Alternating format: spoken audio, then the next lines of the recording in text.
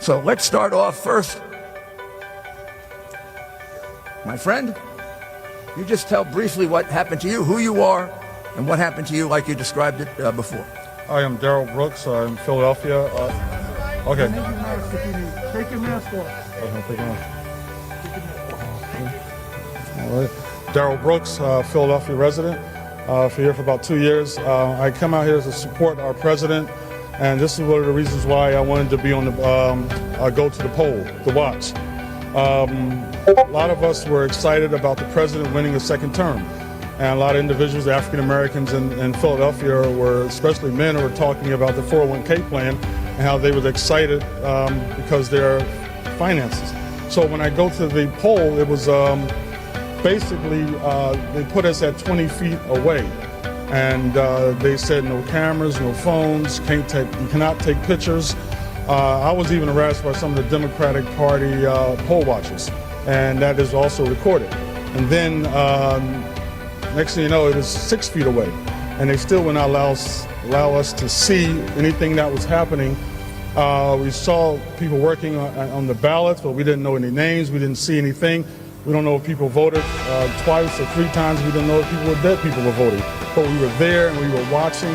And it's such a shame. This is a democracy in Philadelphia. Will Smith's father, the Fresh Prince of Bel-Air, was he voted twice. He's been dead for 5 years. Joe Lewis voted.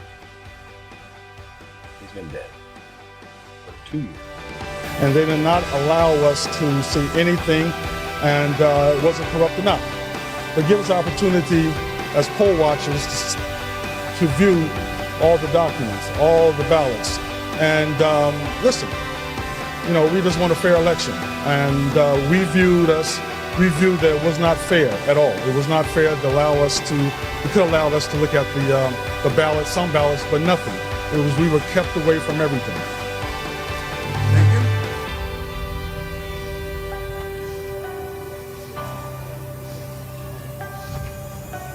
Thank you, sir. Hello, I'm Matt Silver. I went for 16 hours straight poll watching. It took about 30-45 minutes to get through, despite me having credentials of all possible manner. Eventually I showed an email proving that I was supposed to go in. They at least let me through. When I was there, I was turned away for a tablet. They did not want any tablets or computers there. I had to bring that elsewhere. Eventually, when I was let through, you were not able to get anywhere near the ballots. There were 3 rows of people counting ballots. The closest at my day, may have been 15 feet away. Then there was another row, then there was another row. To the extent that you could see anything, we were told repeatedly, including by Democratic poll watchers, including by police, that if they see us taking a photograph or a video, we'll be thrown out and not let back in. The only place you could use a phone was several hundred feet away from the ballots. I don't know what they were trying to protect. When I was there, I saw some people looking at the ballots legitimately. Some people were flipping through them at a rate of every second or so in a way that we specifically could not even see a single thing. To the extent that you could see a thing in certain boxes, I saw they seemed to be, at least certain boxes, seemed to be in the same unusual pen and seemed to have very similar handwriting. Some boxes were normal, some boxes were like that. When they finished with going through boxes, they put them in the very, very back of the room where you couldn't see a thing hundreds of feet away. Then they put supposedly the same boxes, I can't tell if they are or are not, through separate machines where they stripped the ballots, the outer casing with people's signatures, to the privacy ballot. At that point, the actual signatures are completely separate from the privacy ballot, and they'll never be able to be tracked back. What I saw was disturbing, and the process seemed to be specifically so we could not observe, and also so we could not challenge. The only way to challenge something was to call an individual called Seth, who was in the back of the room, who could speak to people. And again, they were very worried about photographs and videos.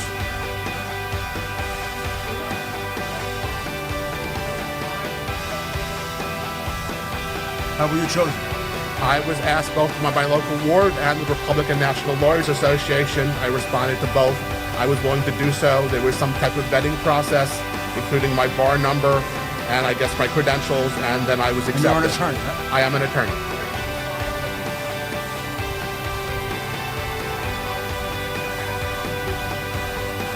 I asked the individuals in the group who were the most senior, and again, We'll take questions later.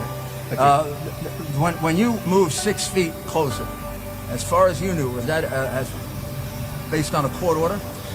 I assume it was a court order. In no case was I closer than 15 feet to anyone counting. Did they move 6 feet further away? The closest row for me was 15, 20 feet away. Then there was another row 15, 20 feet beyond that counting, then another 15, 20 beyond that. The only thing I could see at all was the row closest to me. Okay. And again, how were you selected? Selected by the Philadelphia Republican Party. And credentialed by them? Yes. Okay, thank you. And we'll have one. Lizette, would you speak for the other group that were not allowed access, which is another category? Would you mind? Not at all, thank you. See if I can get this down a little. I'll stand on my toes. Hold on. Good morning, thanks for being here. I'm Lisette Tarragano. I'm a longtime resident of Philadelphia. T as in Thomas, A-R-R-A-G-A-N-O. You're welcome. I am a longtime resident of Philadelphia, although not native. And quite frankly, I've always been about, I'm a retired attorney, and I got really, really hepped up about watching voter freedom, freedom of speech, and being able to say the words Donald Trump without getting pushed in the corner. And when I really got excited about being asked to observe ballots was when I felt that my way of life is being put in jeopardy. The American way of life being put down for things I say, who I like, and it's not fair. I'm the child and granddaughter of both Holocaust victims and survivors, and I'm the daughter of a World War II veteran and who fought for and or ran away from horrible, horrible times where people are repressed and sent away. And what I noticed when I was brought in to be a poll watcher, I was never brought in actually. I never got past the first identification stage. They kept saying that mine, as well as 5 or 6 other Republicans, their names hadn't been entered into the system. And after the first time it happened, the second time it happened, I had no second thoughts about it being a problem, more that somebody failed to finger us into the computer system. But after a while, what I witnessed, and I said to Mr. Giuliani before, in a morbid curiosity staring at, I felt insidious fraud going on. I felt that we were kept away from doing our civil duty. That was everybody on both parties should be upset about. This is horrible. We're being restricted. We're being restrained. And I see this nothing as the insidious nature of the Philadelphia and Pennsylvania governments who are keeping us away from doing what we were meant to do. Thank you. Thank you. Was that the other 1, 2, 3? Are here with me today. The other 3 here are also poll watchers who were deprived of their opportunity to even go into the room. I could have brought, I'm getting a list now to count them, I could have brought about 50 with me, but I didn't do it for 2 reasons. 50 is too many. Number 2, they're afraid. They're afraid of being publicly identified. They're willing to testify in court. They're afraid there'll be repercussions against them because one of the people that did speak on television has already had threats. Jeremy Mercer, who was in charge, has already given a statement twice, both here in Philadelphia, the day after the election, I believe, and then he was interviewed on television. Jeremy will basically corroborate the statements that were given about the fact that he was there for 21 hours and then again for another couple of hours. He believes about 300,000 ballots went through. He was unable to see any of them. If you count the legal votes, I easily win. If you count the illegal votes, they can try to steal the election from us. If you count the votes that came in late, We're looking at them very strongly, but a lot of votes came in late. I've already decisively won many critical states, including massive victories in Florida, Iowa, Indiana, Ohio.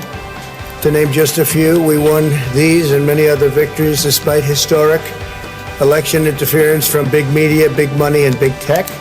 As everybody saw, we won by historic numbers.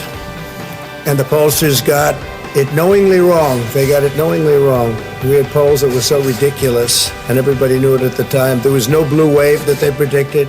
They thought there was going to be a big blue wave. That was false. That was done for suppression reasons. But instead, there was a big red wave.